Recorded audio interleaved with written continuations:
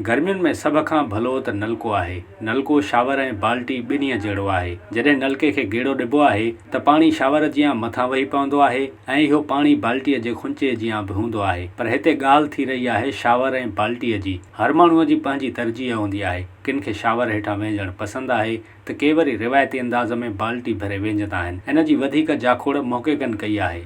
तिबी माहिर चवनि था त शावर जो इस्तेमालु अव्हां लाइ मसइला पैदा करे सघे थो। इन जे उबतड़ बाल्टीअ सां वेंझणु फ़ाइदेमंद आहे। इन जो सभ खां वॾो सबबु त पाणीअ जी बचत आहे। घणी देरि ताईं शावर हेठां वेंझणु अव्हां जे जिस्म में सोज पैदा करे सघे थो।